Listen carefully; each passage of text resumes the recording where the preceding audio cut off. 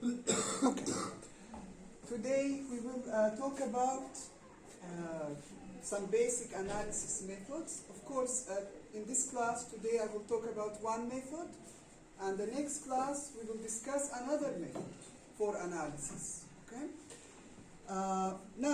Until now, in all our assignments, when I ask you to, for example, observe an object, a designed object, and we have a lecture, we have some guidelines that you should follow while you're observing the object to find some problems in the design. Okay? Now, using the analysis methods, this can help us find more problems and to be more accurate in finding problems. So, as a designer, you know this is your job. The main job is to find problems in existing designs, and you as a designer with your knowledge to solve these problems. So when you create a new design, you're actually solving problems from a previous design. So this is the main goal for design. It is not to just design because I like design. It is to solve something. If it's not solving problems, it's to improve something. For what all of this? For the human. Okay? The end result is the human. So create a happier human, a safer human while using the design. So all of these things are very important.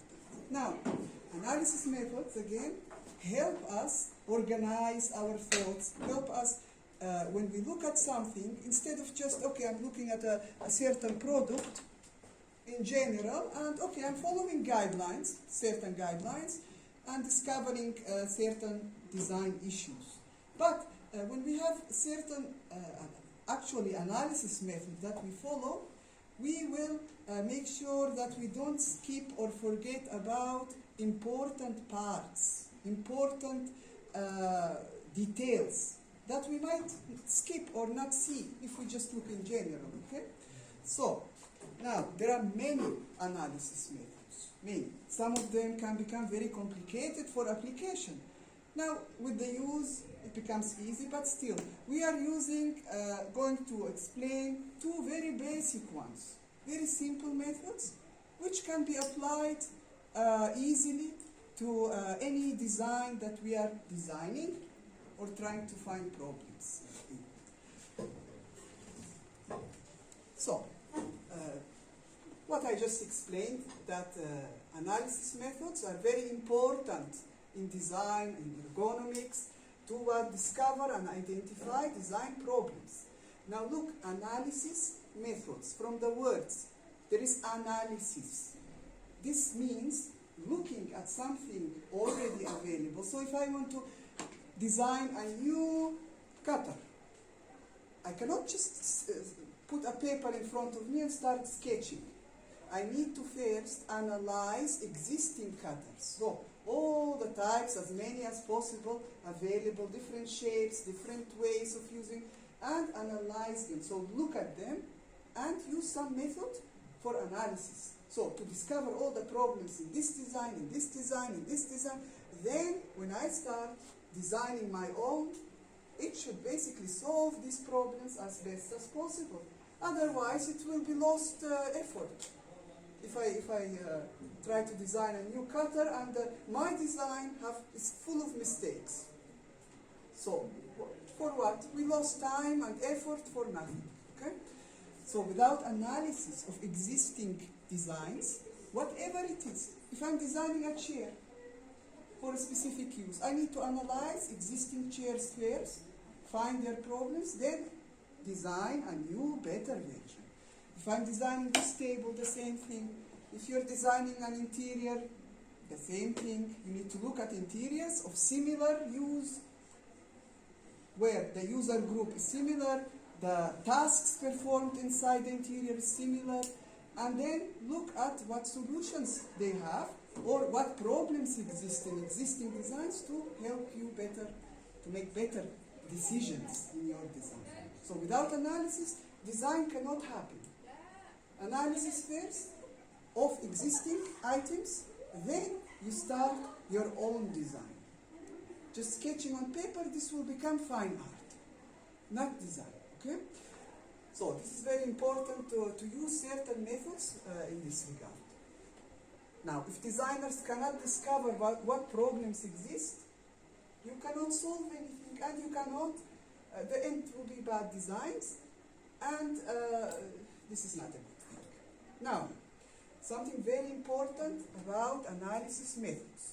They help us to break down complex problems into manageable parts so that they can be analyzed for problems step by step, instead of just judging, looking at an object and I'm trying to find the problems here. This is generally looking at it. This is not enough, okay? You need to be able, this is a complex situation. Any design really is complicated. Now, some designs are more complicated than others, yes, but any design is complicated. So this complex situation, we need to break down into parts, part by part, step by step. Each of these I can look at separately. So this, for example, part, separately I will look at it. This part, separately. This is more easy to discover issues, problems like that, than to just in general look at something and try to find the problems. Yes, you can find. And until now, in general, this is what you've been doing in your assignments. You have also guidelines, the things that we discussed, but you didn't apply any method, analysis method, okay? So now we will learn about this. So this is the main and most important thing here. So today we will talk about the task analysis method, okay? So, now, let me just close the door.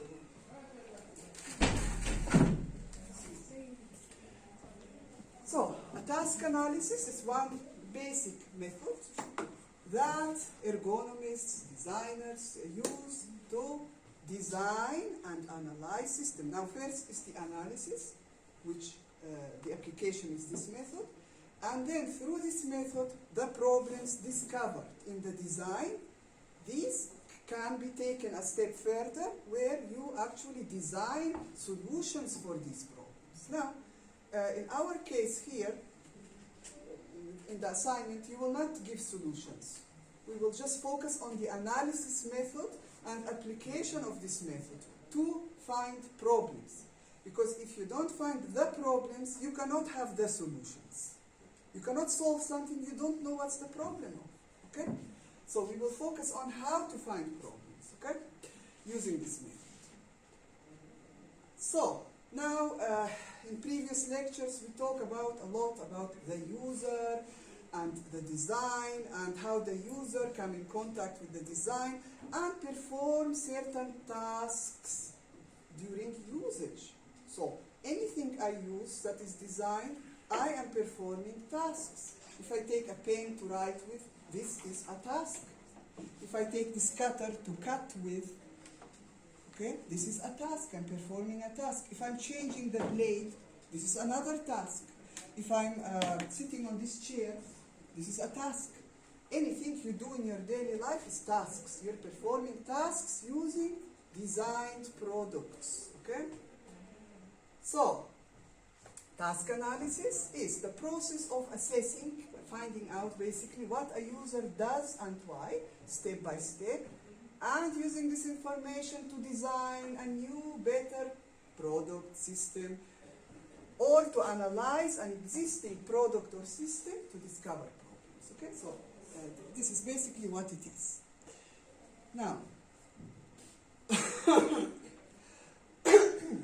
for the task analysis, we have three things, okay, that we need to consider during the application of this method.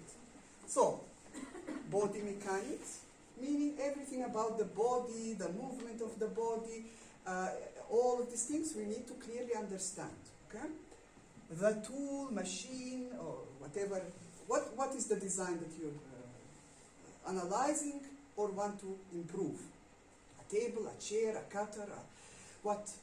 Okay, so we need to know. So tool, machine, this is in general, it can be anything.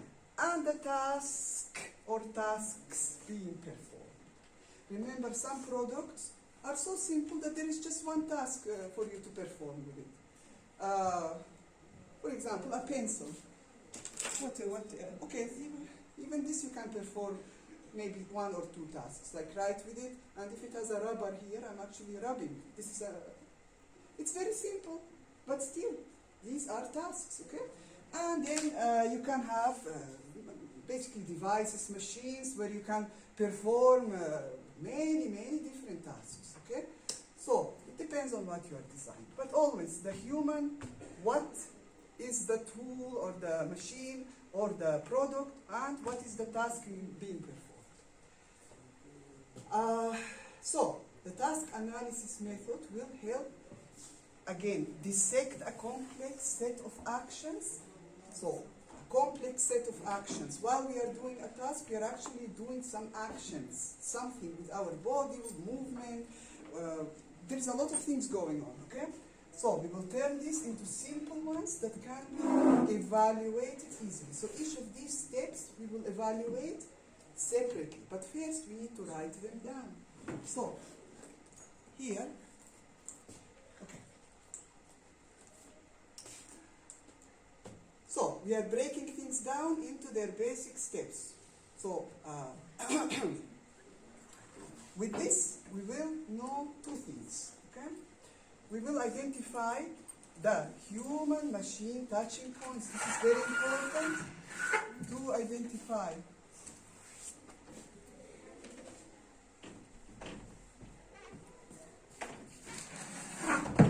So, what human-machine touching points? What do we mean with that?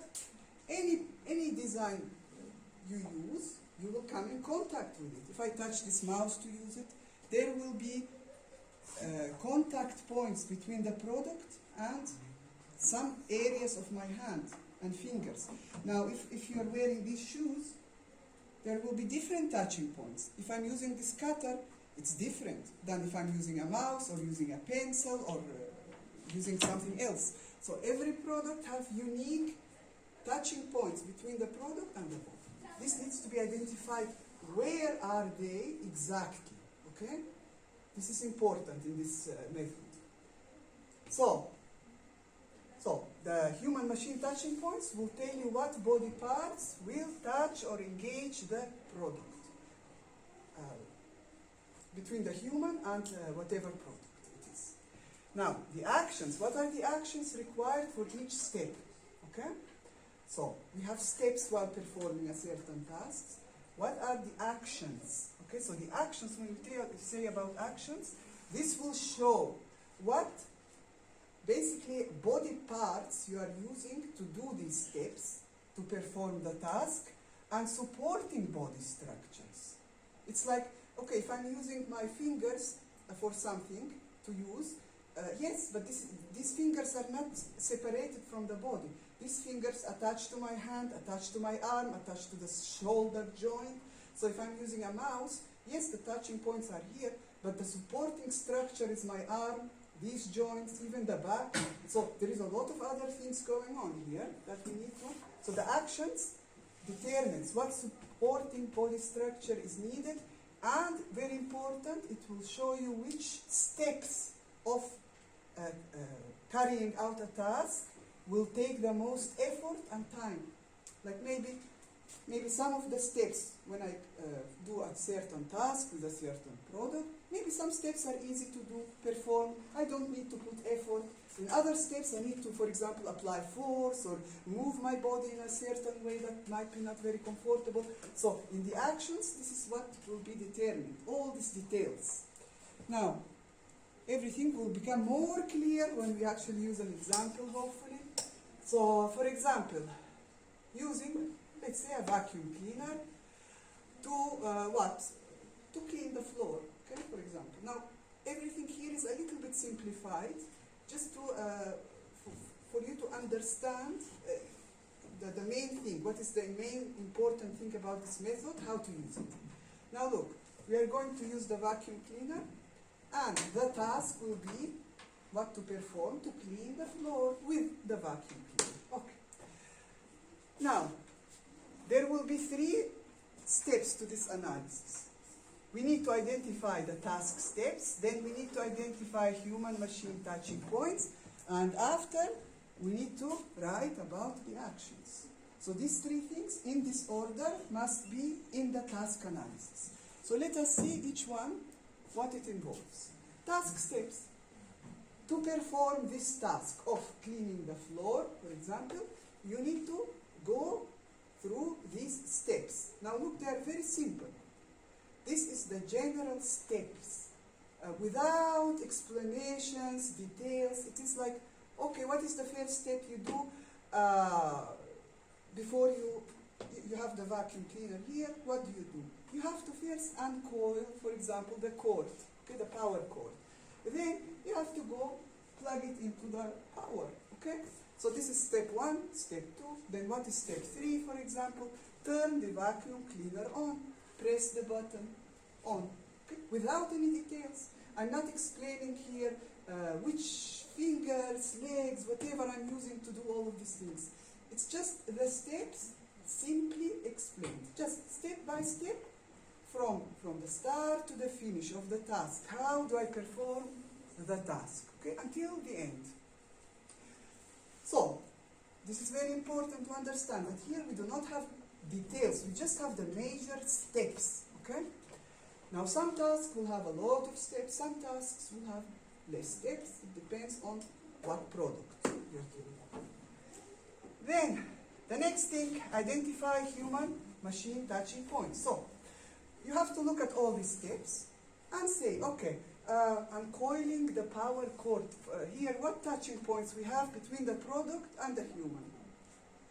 Okay? So, first of all, where are the touching points? Where? Okay? So, the power cord will be touched.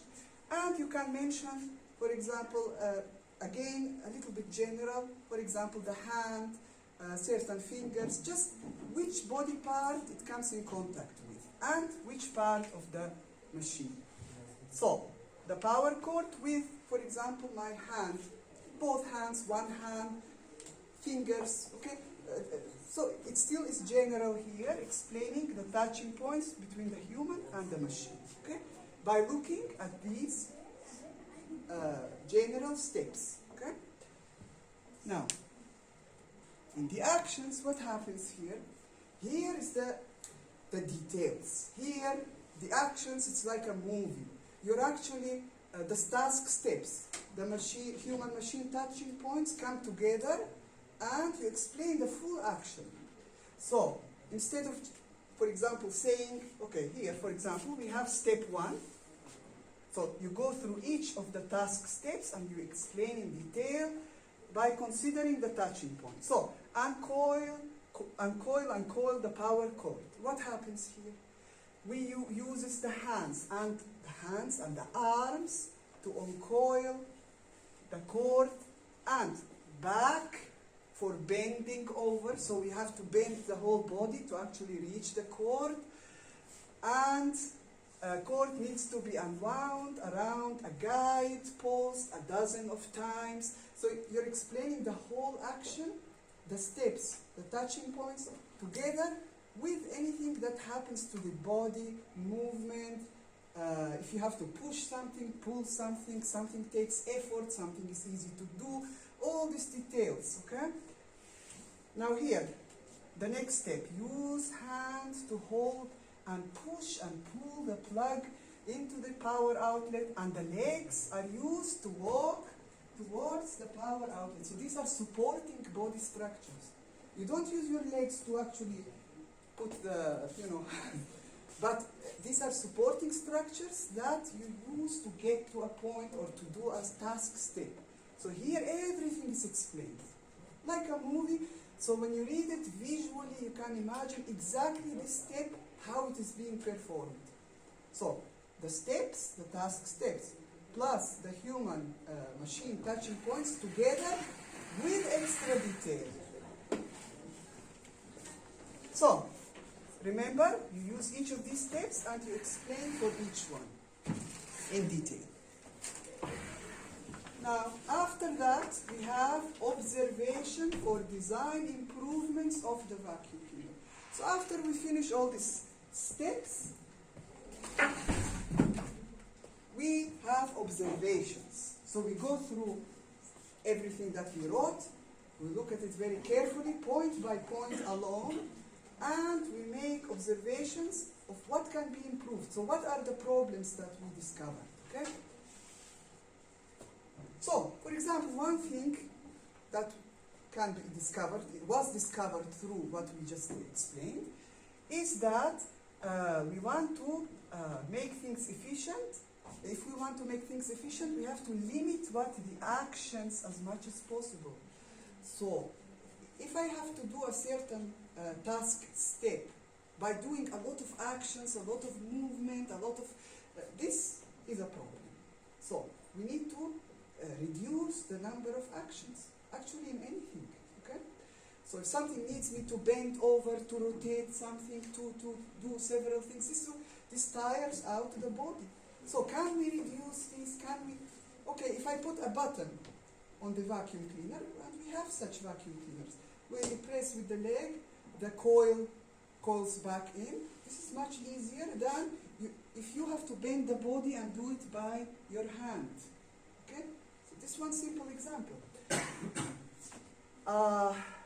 If something is quickly accessible, or you need to do several steps till you reach it, this can also be a problem. So everything is going towards any design. You need to simplify as much as possible. If you complicate, even if it's a complicated machine, you need to always simplify everything as much as possible. Okay? So this is a general rule, actually, that needs to be followed. And so on. Each point, basically, discover certain areas that can be improved. A problem in a design does not have to be always a catastrophic problem. Remember this. When we say problem, we mean areas of improvement, of possibility of improvement. So, for example, the way this is designed may be a good design. It's okay, everything functions well, you can perform the tasks with it well, but maybe in some areas we can improve, make better. Okay? This is also means that this is a problem in a way. Yes, smaller problem, but still a problem. Okay? So, and so on. All these are observations from that simple thing, the task steps, the human-machine touching points, and the actions. All of these observations, and I advise you to read through them just to understand. Like, for example, let's give another example here. The handle should be positioned so that you can maintain a natural wrist position. What does this mean? The handle of what? The vacuum cleaner. So let's say the handle height. If it was higher, so the designer did not consider the height of the target use of people, the majority of the users, and make it too high, what will happen to the wrist?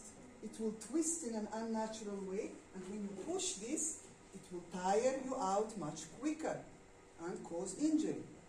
Imagine pushing with a lower handle better than with a higher handle. The position of the wrist. Something so simple it seems, but it can make the difference between a good design and a bad design. So, there is many things. I will not go through all of them.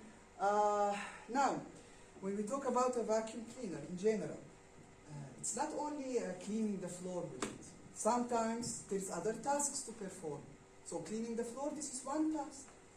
One task with its own steps, with its own touching points, but there are other tasks. For example, what if I want to clean it? So for example, changing the bag from inside. This is a totally different task analysis. So if I want to do for one product, which is complicated, a task analysis, sometimes I have to do not only one, maybe 2 or 3 tasks analysis. For example, one for cleaning the floor with it, another one for changing the bag, okay, and what happens to the body in this case, what are the difficulties, what are the touching points, all of this will be different, okay? So, it depends on, again, what is the product. It may have more than one task analysis, okay?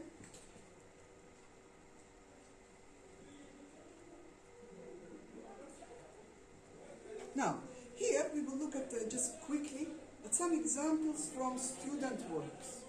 Okay? So, for example, a task analysis for this particular product. Just notice how the student organized. This is something also that you can apply in your assignments. So, for example, here we have step, what is this? The task steps. Okay? Step 1, if you want to use this tool, what to do? Okay? The student include a picture and a description. Picture, description, picture, description. And look how it's nicely organized in a table. Everything is clear, so each step I can read it and I can look what happened. Okay? Now,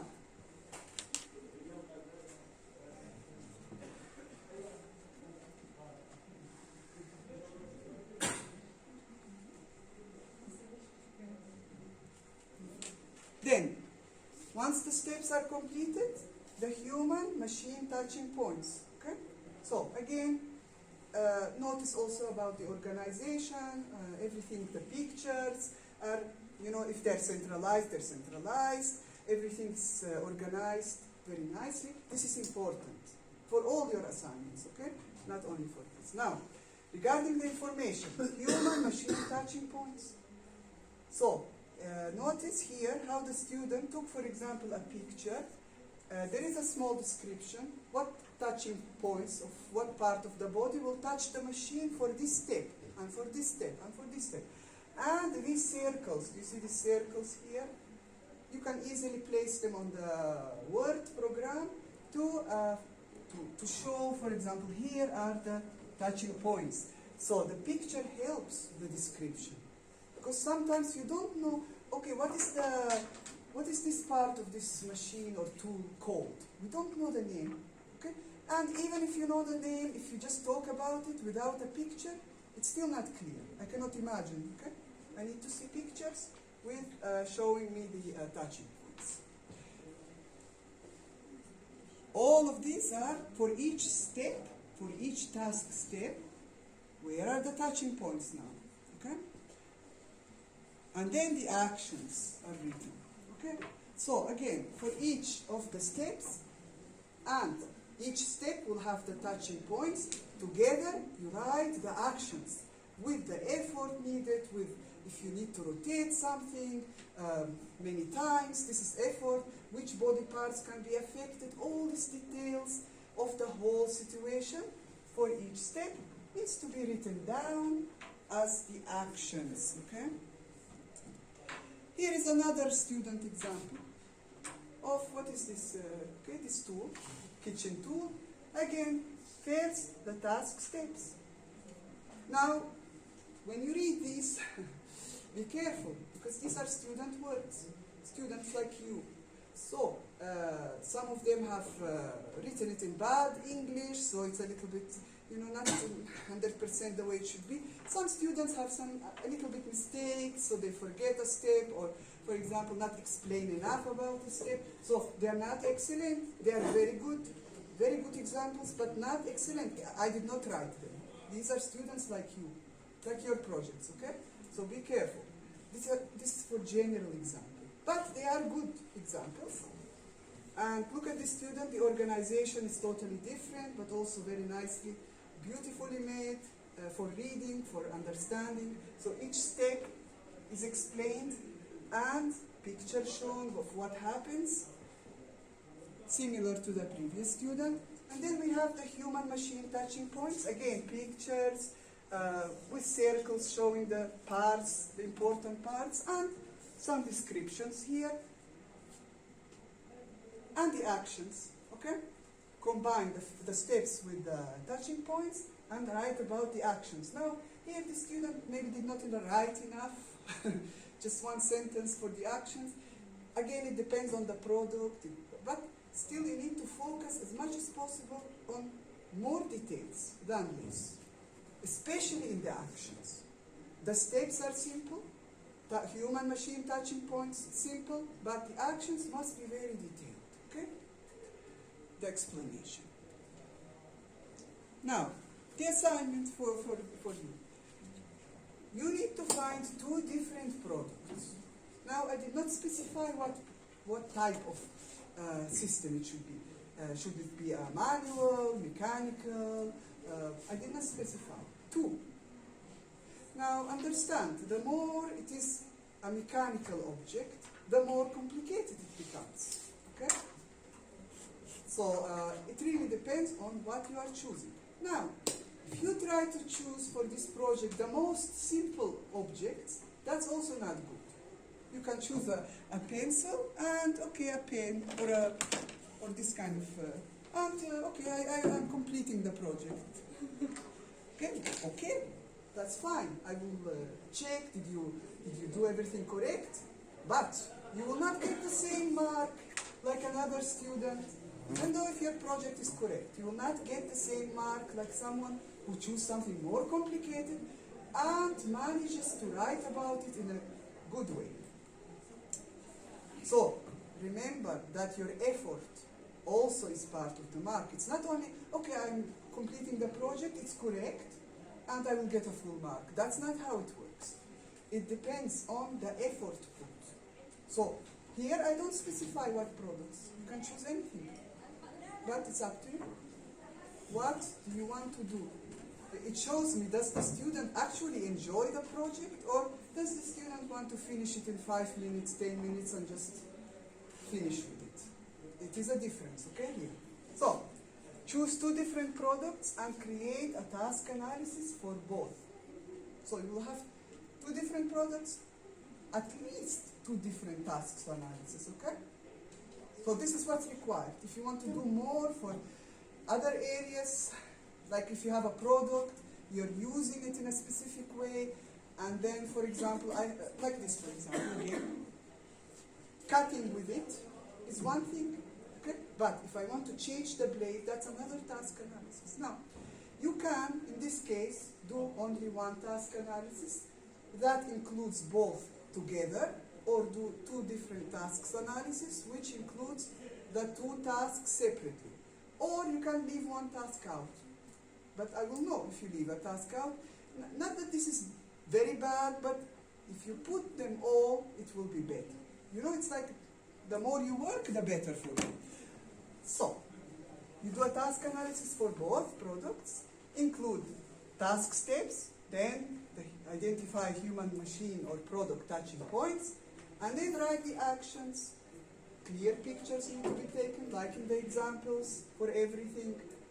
And after that, after you complete this, you write your observations regarding where you can see potential design problems or potential possibility for improvement. So if something is a good design solution, but it can be better, you will write about it, okay?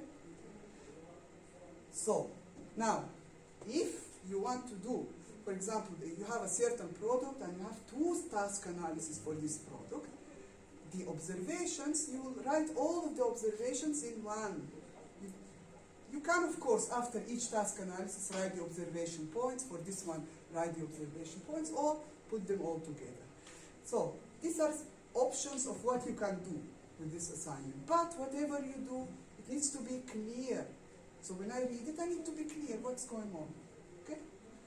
Through pictures, through whatever needs to be done to clarify. So, this is it, basically, for today. Any questions?